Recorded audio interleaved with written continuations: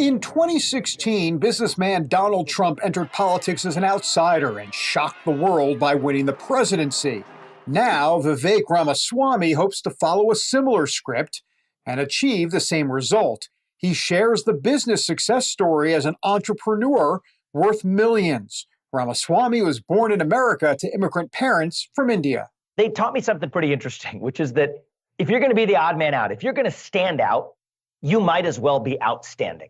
And he followed that advice, which took him from high school valedictorian to Harvard to Yale Law School, and ultimately into major success in the biotech and pharmaceutical industries. As for his faith, Ramaswamy is Hindu, although he attended a Jesuit high school. Tell us more about your upbringing, your faith, how that shapes your worldview.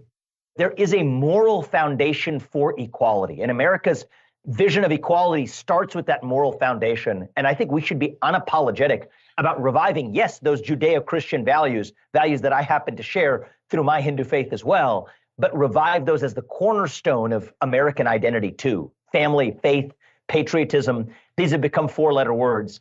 You know, when Moses went to the mountaintop, by the time he came down, they'd already built the golden calf.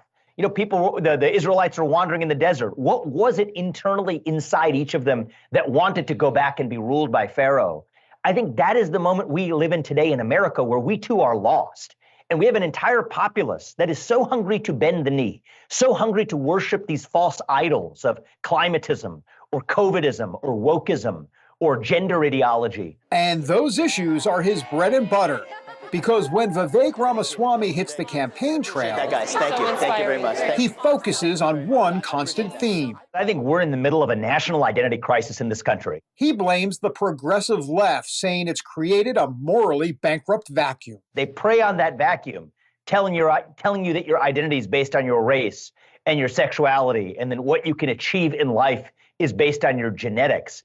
I reject that vision. Based on that, one of his policies would include rescinding affirmative action programs. I believe in trickle-down culture. Once you get rid of government-spawned affirmative action, government-spawned racism, it's really a form of de facto racism, that then affects all parts of our culture all the way down. Ramaswamy also believes it's time to end what he calls the new toxic climate religion. The climate religion has nothing to do with the climate and everything to do with the equity agenda, the global equity agenda of shackling the United States while letting the rest of the world catch up so we may apologize for our sins. And dismantling the federal administrative state, which he says really runs the country, is a part of his mission as well. Apply 8-year sunset clauses to anybody who works in the federal bureaucracy to say that if I, as the president, can't work for the government for more than 8 years, neither should most bureaucrats. His claim to fame centers on railing against liberal progressive ideology, summed up in his best-selling book, Woke Inc.,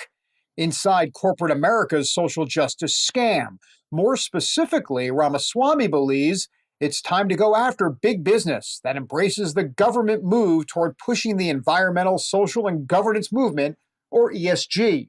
Go after those cases where the government is itself using private companies to do through the back door what government could not get done through the front door under the Constitution.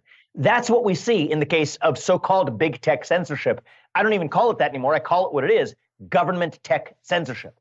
It's not yet clear how much his message might resonate. GOP strategist Eric Erickson says, quote, Ramaswamy has the potential to build a coalition that transcends traditional Republican coalition building with his focus on ESG and, in particular, a battle against the cloistered mind of the left.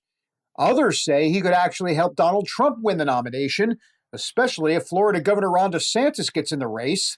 The two men share similar visions, with both going after woke culture and corporations. I don't know what his joining the race does other than peel away a few votes from DeSantis.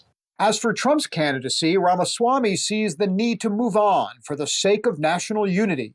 How has he not actually been able to deliver on unifying the country? What do you mean by that exactly? A lot of people think he doesn't care about national unity. I know him.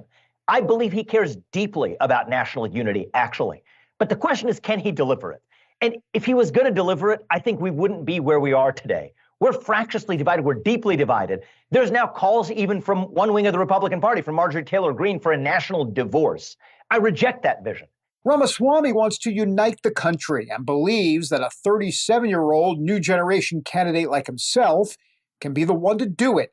He maintains he brings a full understanding of the issues and is not just a talking points candidate. But can he really win? He says it's a two-step process. 2023, let it be the year of the what and the why. Forget about the question of the who. We Republicans sometimes obsess too much about who. Ask ourselves, what do we stand for? Why do we stand for it? Let's define that this year. Then next year, as people start to go to the polls, the question is, who's the best standard bearer for that vision? That will be up to GOP primary voters who will deliver their answer in due time. David Brody, CBN News, Washington.